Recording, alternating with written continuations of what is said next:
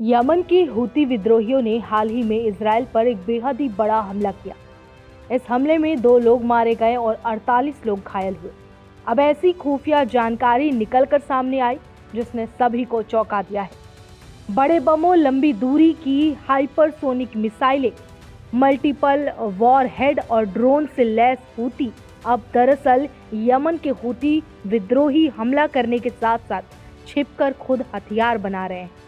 लंबी रेंज की मिसाइलें और खतरनाक ड्रोन्स भी तैयार किए जा रहे हैं। इजरायली खुफिया एजेंसियों को ये भी अंदेशा है कि हूती भी हमास की तरह बड़े पैमाने पर हमला करने की तैयारी कर रहे हैं, जैसा कि 7 अक्टूबर को इजराइल पर हुआ था।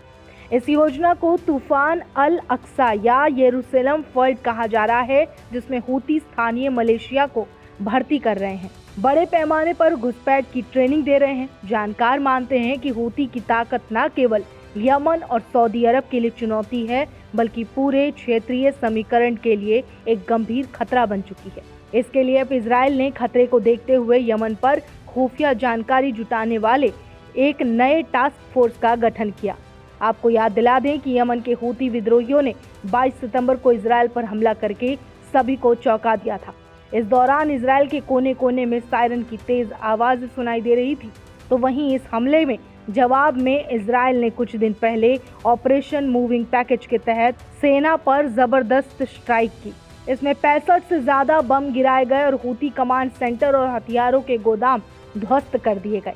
ये हमला हूतियों के हमले के जवाब में किया गया।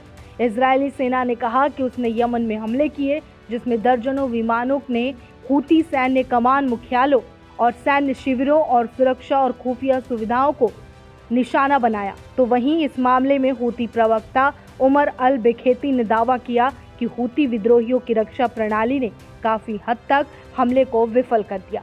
यमन के हूती नियंत्रित उत्तरी हिस्से के स्वास्थ्य मंत्रालय ने कहा कि मृतकों में 4 बच्चे, 2 महिलाएं और 3 वृद्ध शामिल हैं।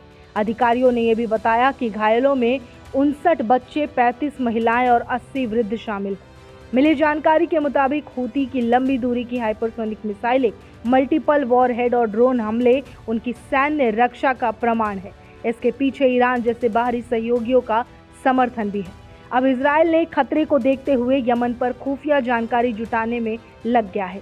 उनकी कोशिश है कि हूती के हथियार बनाने वाले कारखाने और कमांड सेंटर का नक्शा तैयार कर समय रहते खत्म कर दिया जाए।